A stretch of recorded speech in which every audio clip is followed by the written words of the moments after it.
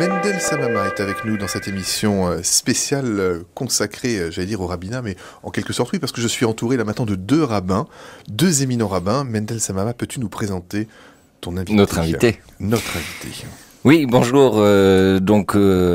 Bonjour aux auditeurs, aux auditrices. Bonjour Dan. Et nous avons l'honneur d'avoir dans notre studio le rabbin Laurent Béros, candidat à l'élection du Grand Rabbinat de France.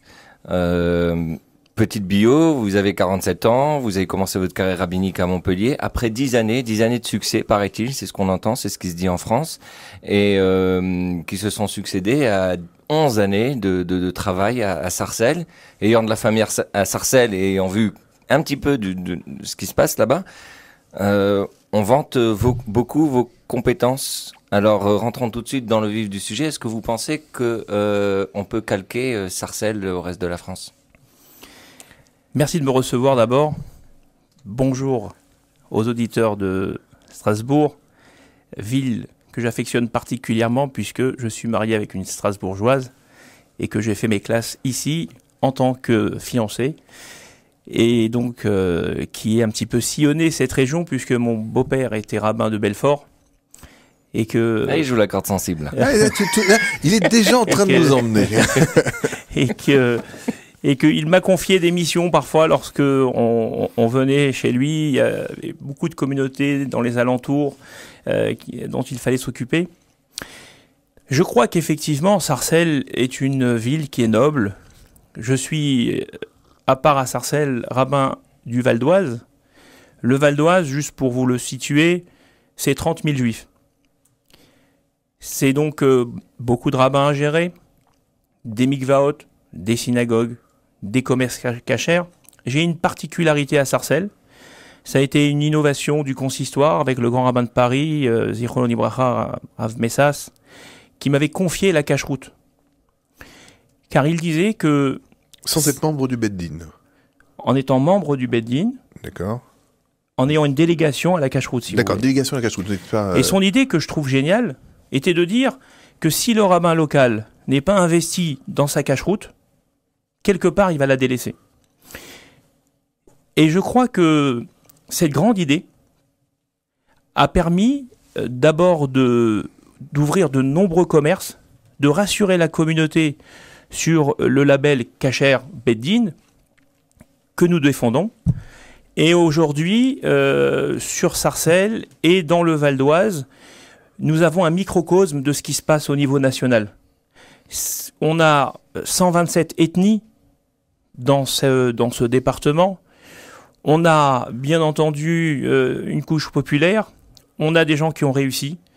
Et on a des gens religieux, très religieux, moyennement religieux, et des gens qui sont complètement en dehors de la communauté. Et mon combat, justement, c'est d'aller chercher tous ces juifs-là.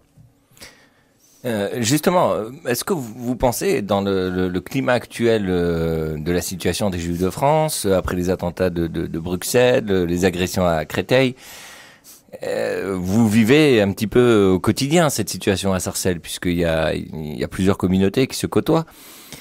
Est-ce que vous pensez, comment est-ce que vous voyez l'avenir des Juifs de France? Et en tant que grand rabbin de France, qu'est-ce que vous pensez pouvoir mettre en place pour qu'on puisse assurer un avenir? L'antisémitisme est un virus. Tous les ans, on attend le virus de la grippe. Et on ne sait jamais comment l'attaquer, parce qu'on ne connaît pas sa souche.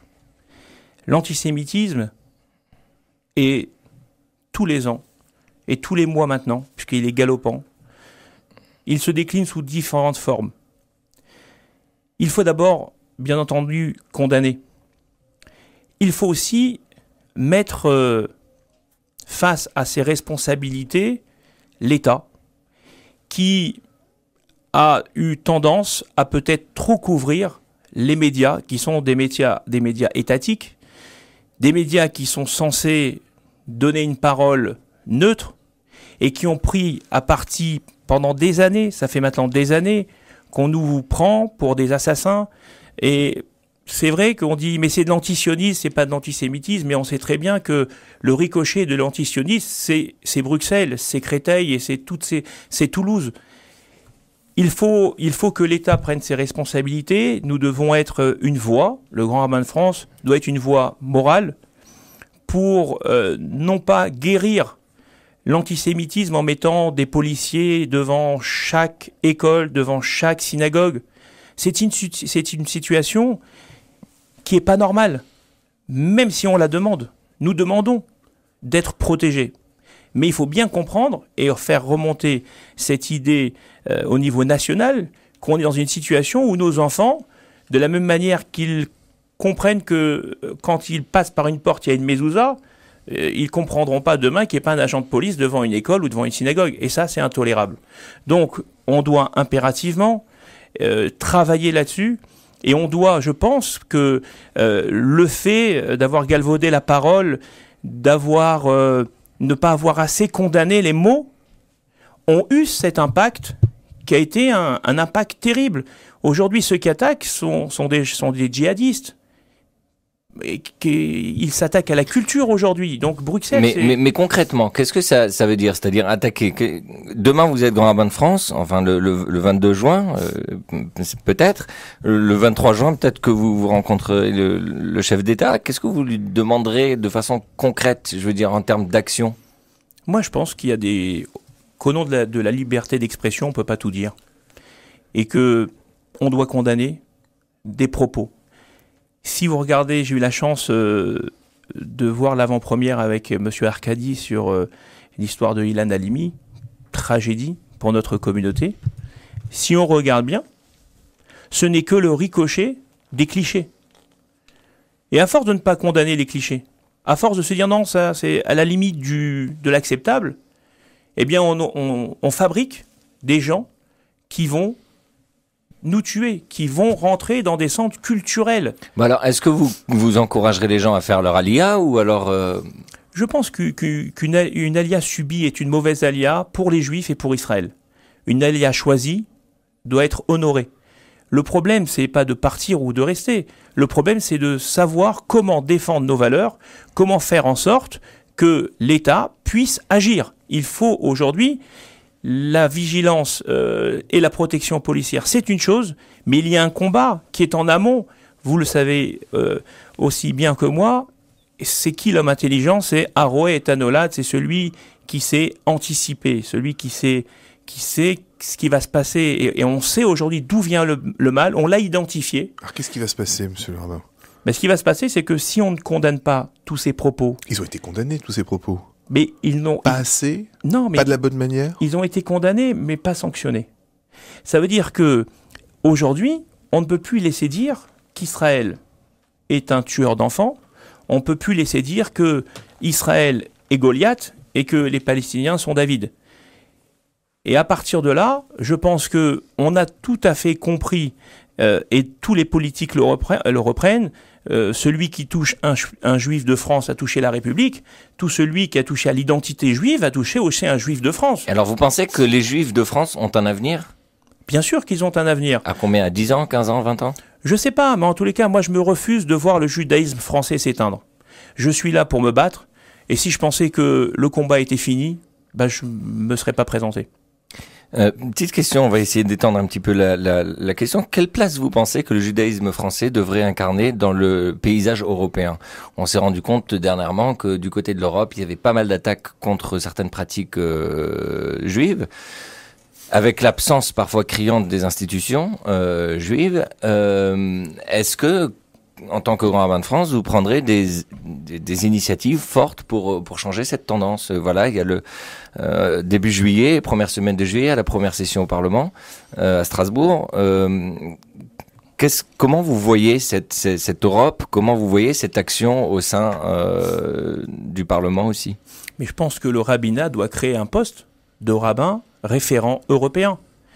Quelqu'un qui fasse du lobbying, quelqu'un qui ait un bureau, quelqu'un qui puisse être en relation, parce que j'ai fait l'IHEDN et on me disait quelque chose d'assez étonnant. On était dans une cafétéria et on nous dit... Vous pouvez préciser ce que c'est l'IHEDN? Tout le monde ne sait pas. À l'Institut des hautes études de la défense. Ouais, c'est ça. Et donc, on était dans une cafétéria et on dit, vous savez, ici, vous êtes dans l'endroit stratégique. Alors, il dit, bon, c'est l'endroit stratégique parce qu'on se ravitaille. Il dit non, parce que c'est ici que tout se décide. Et j'ai été très étonné par cette phrase qui était une phrase la vraie phrase qui résumait l'Europe. Il y a un travail de lobbying très fort au sein du Parlement européen. J'ai vu lorsque on a organisé le festival du cinéma israélien à Montpellier, toutes les subventions obtenues venaient du Parlement européen et étaient obtenues très facilement, en parlant à l'un et à l'autre, oui, allez dans tel bureau, et c'est très libre. C'est étonnant ce que je vous dis, mais je sais que, Monsieur le rabbin, vous êtes très investi là-dedans, et je suis sûr que vous comprenez ce que je vous dis. Il faut qu'on ait un référent, quelqu'un à temps plein, qui puisse s'occuper des questions européennes. Est-ce que la question de l'Europe, vous pensez que justement la France, le rabbinat français doit être le fer de lance de ce combat en Europe, parce que peut-être que démographiquement parlant, on est la plus grande communauté, donc forcément, ça voudrait dire qu'on doit s'investir plus que les autres? Mais bien sûr, nous devons être un exemple, nous devons être un phare, et nous avons aujourd'hui et le nombre et la capacité de pouvoir le faire. Mais il est dommage de ne pas occuper le terrain. Il n'y a pas pire d'abandonner un espace. Et donc, aujourd'hui, il va falloir se battre. Et je pense que nous devons... Pendant des années, le grand rabbin européen était le grand rabbin de France. Bon, je ne suis pas très sûr que le cumul des mandats soit une bonne chose. Mais pourquoi ne pas penser et avoir un grand rabbin référent au sein du Parlement européen? Je pense que ça serait vraiment le début des solutions. Ça semble en tout cas logique et acceptable. Est-ce que c'est entendable parmi vos collègues? Est-ce que ce point de vue est attaqué, défendu? Comment est-ce que ça se situe? Comment est-ce que c'est accueilli? Écoutez, moi je ne suis pas encore le porte-parole de mes collègues, mais... En tout cas, vous avez un ressenti, vous avez confronté. Je pense que la raison avance toujours dans le bon sens. Petite question sensible. Est-ce que vous avez l'impression que le consistoire et donc son grand rabbinat, il s'enferme, ou alors est-ce qu'il est ouvert? Il y a une tribune de Delphine Orvillers d'ailleurs que j'ai condamnée. J'ai écrit un long papier pour lui répondre, mais elle accusait le consistoire de ne pas intégrer tout le monde. Alors même si sa demande n'est pas légitime. Quel type de relation vous entendez avoir avec les autres institutions juives très actives en France? Écoutez, il faut en finir avec nos dissensions. Nos dissensions aujourd'hui font que la machine est arrêtée.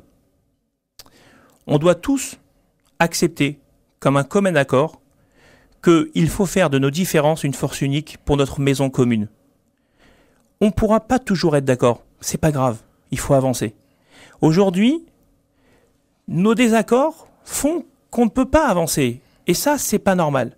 Donc, pour qu'on puisse avancer, il faut savoir prendre de chacun quelque chose et essayer d'arriver à un accord qui soit un accord peut-être pas parfait. Ça ne sera pas le plus beau des accords, mais la machine va avancer. La communauté nous attend. La communauté en a marre de voir une communauté qui se déchire. Les médias qui se régalent.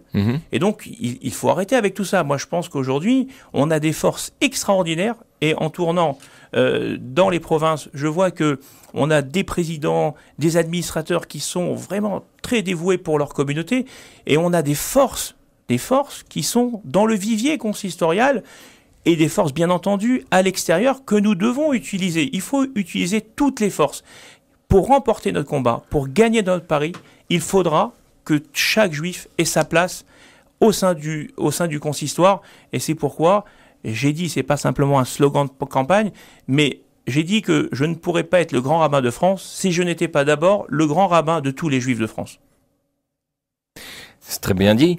Parlons un petit peu du cœur de la campagne. Il y a 10 candidats. Vous faites partie, on va, sans langue de bois, vous faites partie des favoris.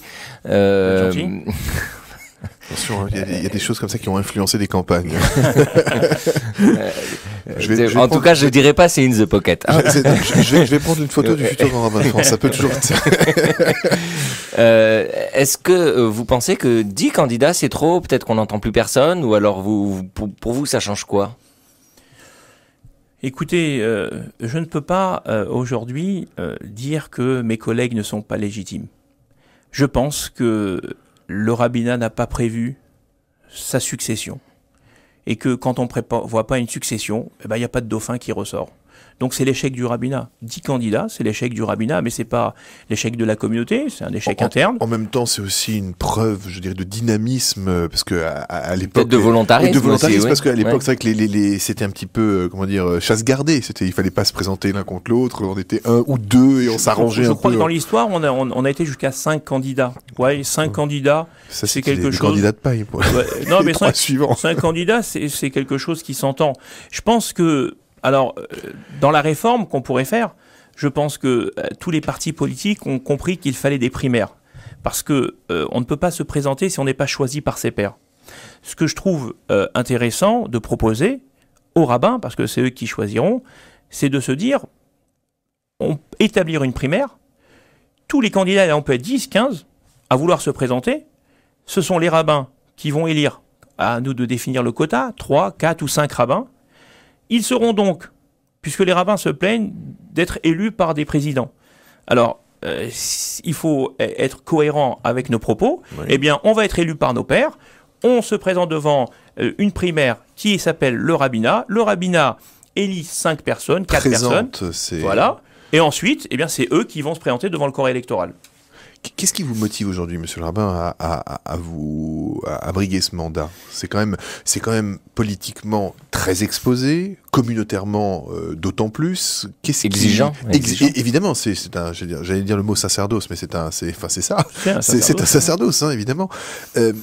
Qu'est-ce qui aujourd'hui un homme tel que vous, qui a bâti une expérience, est-ce que c'est mettre au profit de vos ambitions personnelles ? Est-ce que c'est au profit ça en fait partie également, hein. Je vous pousse un petit peu sur le sujet parce que je me pose la question, qu'est-ce qu'un homme de foi, un homme de Dieu, un homme je dirais de communauté, qu'est-ce qu'il va chercher, qu'est-ce que vous allez chercher dans cette élection ?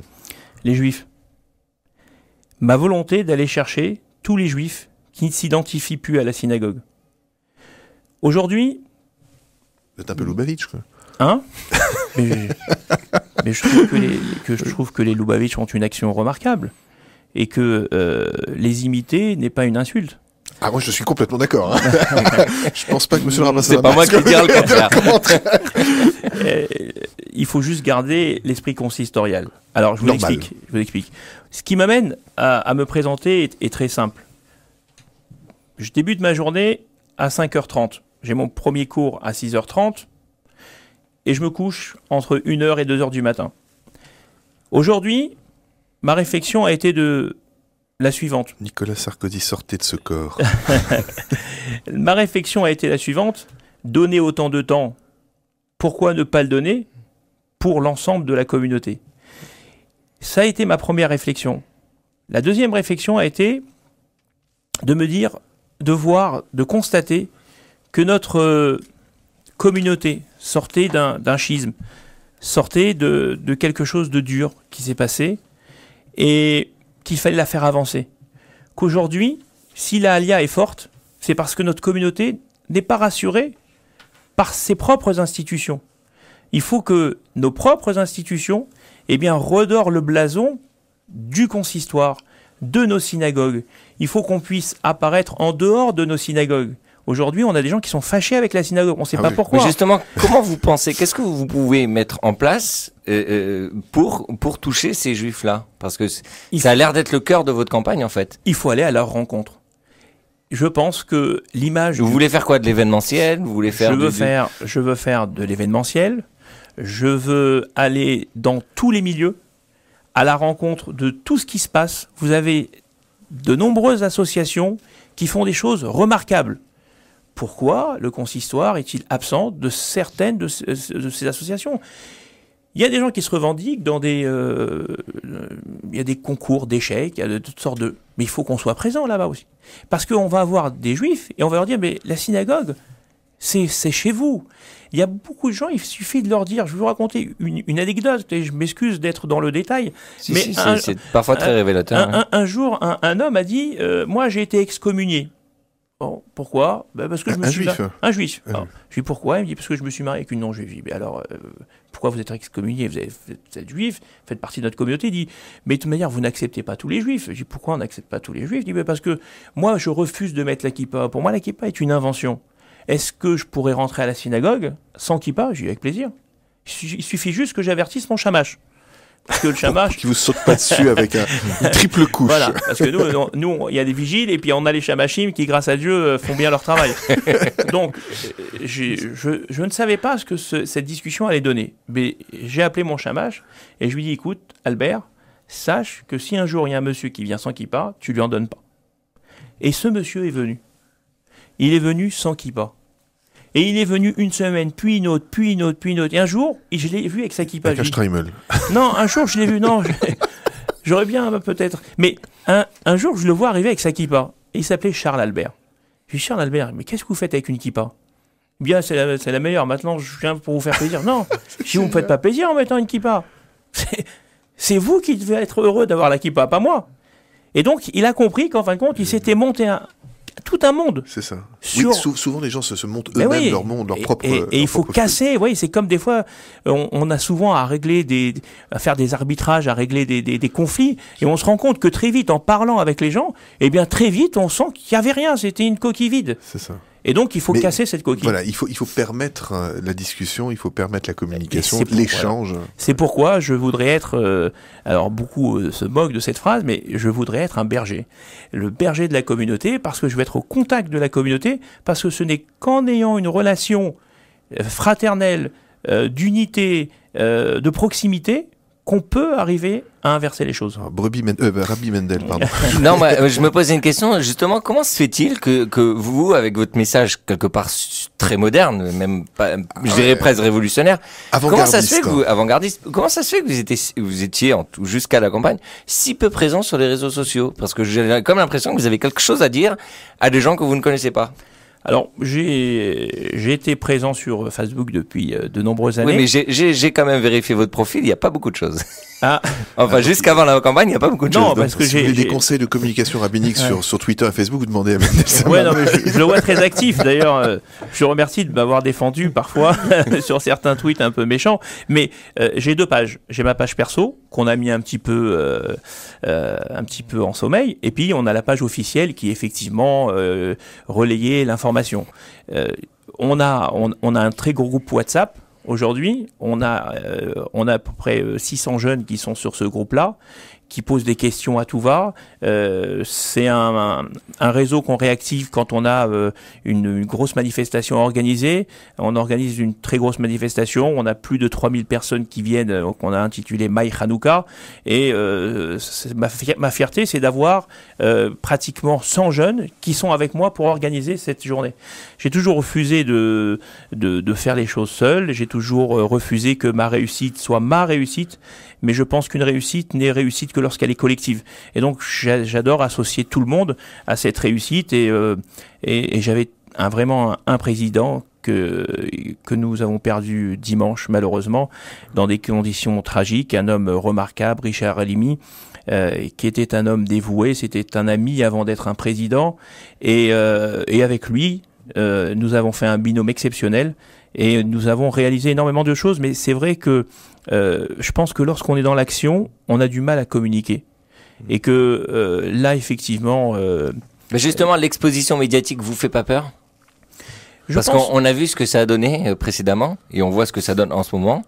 Est-ce que vous vous sentez, je dirais, armé pour faire face à cette déferlante médiatique qui arrive quand on est grand rabbin de France? Il faut dire juste, il faut parler vrai. Et il faut intéresser notre communauté, il faut intéresser bien entendu les nations, il faut intéresser tout le monde. Mais lorsqu'on a une parole, on est un porte-étendard. Et une parole de morale, on risque rien. Il ne faut pas avoir peur de dire la vérité. Je me suis toujours refusé de contourner la vérité. Des fois, elle n'est pas facile, des fois, il faut l'aménager, mais il faut la dire. Et quand on dit ce qui est vrai, on n'a rien à craindre. Si vous devez convaincre en 1 minute les présidents et les votants de le faire pour vous, qu'est-ce que vous leur direz? Face à la volonté, tout est possible. qu'on est un peuple qui a toujours été étonné par notre ténacité, par notre ferveur.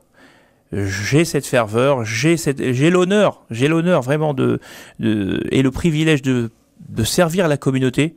Je veux être serviteur, je veux être au service de la communauté et pas me servir de la communauté. Et si comme j'ai dit la dernière fois à un électeur, ne m'élisez pas pour ce que je ne veux pas faire.